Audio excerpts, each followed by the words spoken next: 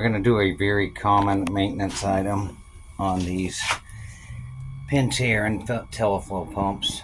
And this one is dried out a little now, but there was a puddle sitting right underneath. You can see it's been leaking. And with the shaft seal, you can pretty much always stick your hand underneath in the gap at the bottom of the motor and the base of the seal plate and feel around there. And if it's wet, your shaft seal's leaking. So we're going to pull this pump apart and replace the shaft seal. Need a whole lot to do it, but of course you will need the shaft seal, a PS1000, some silicone, a ratchet, or a 9/16 wrench. Right, on this particular model, the drive is held onto the motor by these 3 screws. I'm going to remove these 3 screws. Now I'm going to just lift the drive up and off of the motor.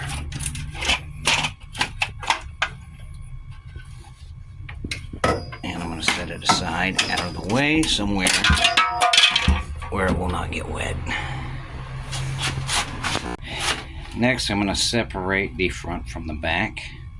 I'm going to take out these 6 9/16 bolts on the seal plate. It's also not a bad idea, probably especially on one like this that's been leaking, to go ahead and at least loosen these bottom 2 bolts on the motor. It'll make it easier to get apart later. 2 loosened and removed. Finish with the top and middle. Alright, got the 6 bolts loosened. 4 shorter and 2 longer with the nut. I'm going to set those aside.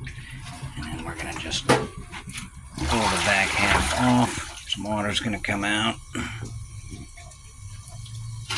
And we're going to set this upright. And we're going to take our 3 30-second Allen head and remove these. Okay, I've got these 2 little screws loosened. And the diffuser just lifts off like that to expose the impeller underneath. I'm going to go ahead and take out this screw, which is reverse thread, so it's going to be righty-loosey.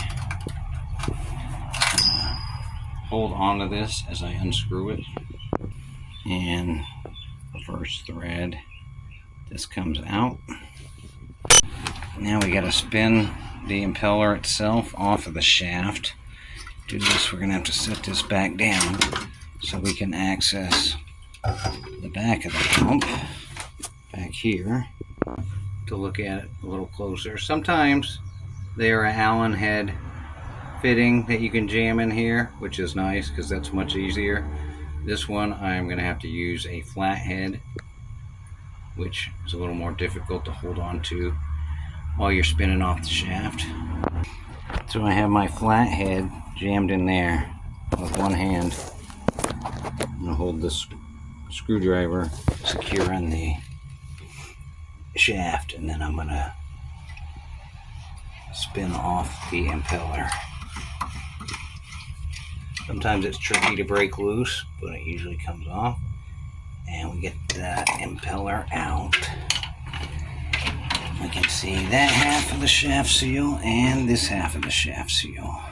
Done with disassembling. Now we're just going to remove these 4 bolts that secure the motor to the seal plate, and the seal plate will then come free. And we've removed these 4 bolts. Now you just take your fist or a rubber mallet and the seal plate will come loose. Alright, seal plate free. Get this half of the shaft seal out. I'm just going to flip it over. Put a 5/16 in there, and then I'm going to tap it with something. And it pops them out. Sits in there this way, like so. Set that aside. Clean this off. Go ahead and remove this. multiple ways to remove this part of the shaft seal. Here I'm just sticking a little flathead in there and sort of prying it out. Pop that part out. I'll clean this out real good. Took a piece of emery cloth, cleaned around in here, make sure I got all the old silicone off and stuff. It's pretty good. I'm going to do the same for this. I'm going to take my new PS1000 shaft seal. I'll start with this piece. And in general, you don't really want to touch this. You can touch the metal part, okay. I'm going to take a little bit of silicone. And I'm going to take a little dab on my finger. And I'm going to put a light sheen around the inside of the new seal. We'll set. Really help lubricate it going in. So I'm going to take my new seal. I'm going to place it there. I'm going to push it and secure it in place with a 1-inch coupler. And that seats nice and snug right in place. I'm going to take the other half and I'm going to grab it carefully by the rubber on the outer edges. You're going to be very careful not to touch the white part. And I'm going to put another thin sheen of silicone on this rubber outer portion, like that. And then we're going to carefully slide it in here. So I don't get my fingerprints on it. I like to take this little paper that comes with the seal and use it to press it down without getting my hand grease all over it. And now we're ready to put the pump back together. Reassembly is basically the exact reverse of disassembly. Take our seal plate with our new shaft seal, slide it on there, line up those holes with our 4 bolts to secure the motor to the seal plate. It's oftentimes easier to line them up if you flip it back the other way, so you can line your holes up, and then you just tighten your bolts down like so. Plate secure to the motor. Now I'm going to take my flathead, jam it back in here to hold the shaft in place. I'm going to take my impeller with its new half of the shaft seal, and I'm going to thread it back onto the shaft. The impeller is successfully threaded back onto the shaft, as tight as it'll go. I'm going to take my reverse thread impeller screw and drive it back in there, lefty. When that's good, take our diffuser, set it back on here, and we will thread our little 3/32 Allen head screws back in to secure that in place. I'm going to put my seal plate gasket back on. It doesn't like to just stay on because it's super awkward.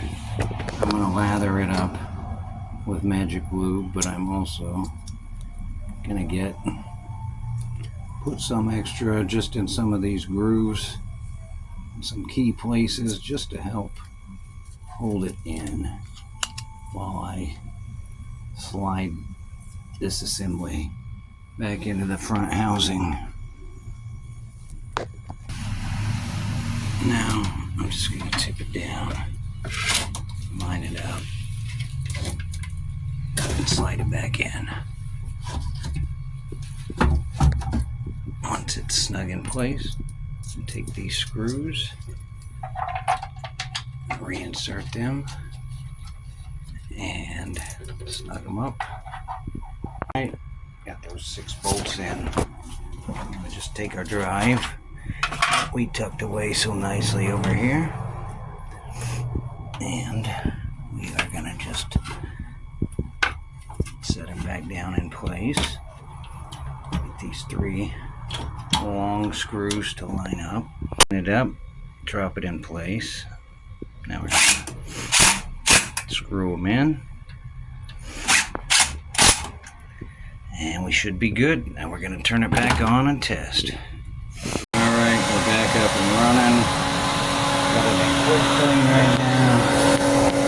Do a final check. Not getting any drips down here. Doesn't help that I got the floor all wet, but I still would see it dripping.